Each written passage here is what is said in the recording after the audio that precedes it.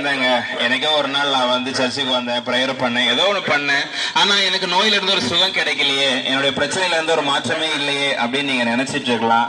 ஆனா நீங்க பாத்தீங்கன்னா ஒரு நோய் வந்திருக்குது அப்படிங்கும்போது ஒரு மாத்திரை எடுக்கணும்னாலே மினிமம் ஒரு 3 நாளாவது நீங்க எடுக்கணும், இல்லைனாக்கி உங்களுடைய நோயில இருந்து உங்களுக்கு ஒரு சுகம் கிடைக்காது. ஸோ இதே மாதிரி தான் எனக்கோ ஒரு நாள் நான் சர்ச்சுக்கு வந்தேன், எனக்கோ ஒரு நாள் இந்த இயேசுவை நினைச்சேன், ஆனாலும் எனக்கு வந்து ஒரு பலன் கிடைக்கலையே அப்படின்னு நீங்க நினைச்சிட்டு இருப்பீங்களானால் ஒரு நாள் இல்ல கொஞ்ச நாள் நீங்க வந்து அந்த இயேசுவை ட்ரை பண்ணி பாத்தீங்கன்னா கண்டிப்பா உங்களுடைய வாழ்க்கையில ஒரு மாற்றம் உண்டாகும். ஒரே நாள்ல நம்மளுடைய வாழ்க்கை அப்படியே மாறுறது கிடையாது. ஆனா நீங்க இயேசுவை விசுவாசிக்கும் பொழுது, இயேசுவை நம்பும் போது கண்டிப்பா உங்களுடைய வாழ்க்கையில பெரிய ஒரு மாற்றத்தை நீங்க காண முடியும். பைபிள்ல பல இடங்கள்ல பல பேரை பற்றி சொல்லப்பட்டிருக்குது. நிறைய பேர் பல வருஷமா நோயில கஷ்டப்பட்டு இருந்தவங்க, 38 வருஷமா படுத்த படுக்கையாவே இருந்த ஒரு மனுஷனை பத்தி சொல்லி இருக்குது. 38 வருஷமா அவர் அசைய முடியாம அங்கேயே படுத்திருந்தாரு.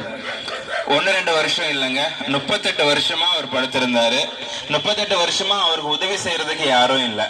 அவரு நல்லா இருந்திருக்கிற போது நிறைய பேர் கூட இருந்திருப்பாங்க, நல்லா இருந்தப்போ நிறைய பேர் வந்து அவங்களுக்கு அவர் வீட்டுக்கு வந்து போயிருப்பாங்க, அவர்கிட்ட உதவி கேட்டிருப்பாங்க, இவரும் உதவி பண்ணியிருந்திருப்பாரு, எவ்வளவு விஷயம் நடந்திருக்கும். ஆனா இவர் நல்லா இல்ல, அவருக்கு ஒரு நோய் வந்துருச்சு அப்படின்னதுக்கு அப்புறம் 38 வருஷமா அவருக்கு ஹெல்ப் பண்றதுக்கு யாருமே இல்லை. 38 வருஷமா அவருக்கு உதவி பண்றதுக்குன்னு யாருமே கிடையாது. ஆனா இயேசு 38 வருஷத்துக்கு அப்புறமேட்டு அவர்கிட்ட வந்தார், அவருடைய சூழ்நிலை மாறிச்சு. சோ இதே மாதிரி 1-2 இல்ல, பலருடைய நோய்களை ஆண்டவர் சுகமாக்கி இருக்கிறாரு.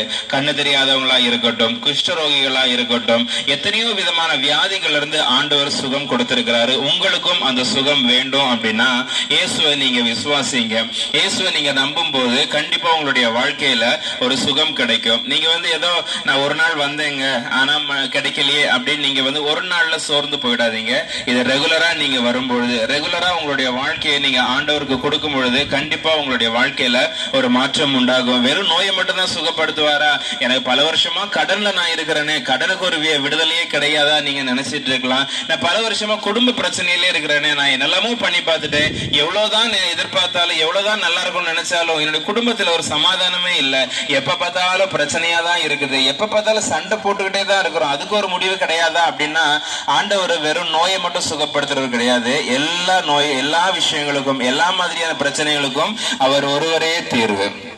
நீங்க எங்க தேடி போனாலும் போதுதான் அவர் உங்களுடைய வாழ்க்கையில கிரியை செய்ய முடியும். ஒருத்தங்க உங்க வீட்டுக்கு வராங்க, அவர் வீட்டுக்குள்ள விடாம நீங்க வந்து அவர்கிட்ட இருந்து உன்னை பெற்றுக்கொள்ள முடியாது இல்லையா? அவர் வீட்டுக்குள்ளதான் உங்களுக்கு செய்யணும்னு நினைச்சிருக்கோ அதை செய்வாங்க.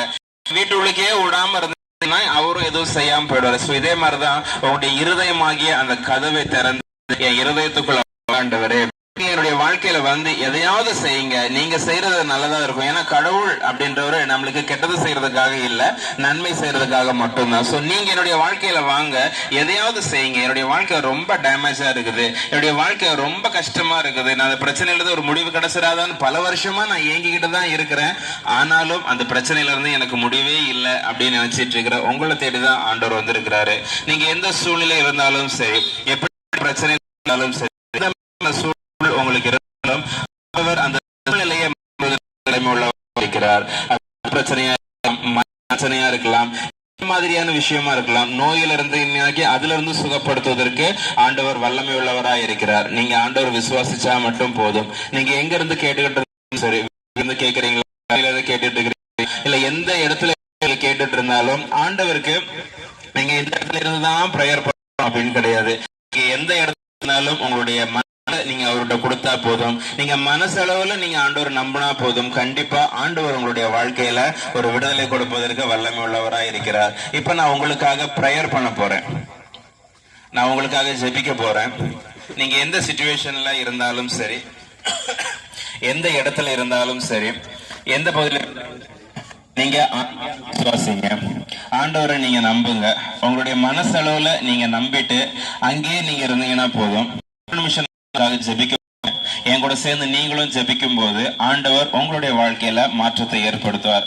அது எப்படிங்க அப்படின்னு நீங்க சந்தேகப்படாம நீங்க நம்பி நீங்க ஜெபிப்பீர்களானால் கண்டிப்பா உங்களுடைய வாழ்க்கையில ஒரு மாற்றத்தை உண்டாக்குவார். உங்களுக்காக நானும் ஜெபிக்கிறேன், நீங்களும் ஜெபம் பண்ணுங்க. அது என்ன மாதிரி சிச்சுவேஷன் இருந்தாலும் ஆண்டவர் உங்களுடைய சிச்சுவேஷனை, சூழ்நிலையை மாற்றுவதற்கு ஆண்டவர் வல்லமையுள்ளவராய் இருக்கிறார். கர்த்தாவே, உம்மை நன்றியோடு ஸ்தோத்தரிக்கிறோம் ஆண்டவரே, துதிக்கிறேன் ராஜாவே. இந்த பகுதியில் இருக்கிற ஒவ்வொருவருக்காக ராஜாவே உடைய சமூகத்திலே நான் மன்றாடுகிறேன் தகப்பனே. சூழ்நிலைகள் எதுவாக இருந்தாலும் நீர் அதை மாற்றுவதற்கு வல்லமை உள்ளவராயிருக்கிற தகப்பனே. அப்பா, என்னுடைய சகோதர சகோதரிகள், தாய்மார்கள், அண்ணன்மார்கள் அநேகர் ஆண்டவர் இந்த நேரத்தில் கடன் பிரச்சனையிலும் ஆண்டவரே, நோயில பாதிக்கப்பட்டும் குடும்ப பிரச்சனையிலும் ஆண்டவரே பலவிதமான பிரச்சனைகள் உழந்து கொண்டிருக்கிறார்கள் ஆண்டவரே.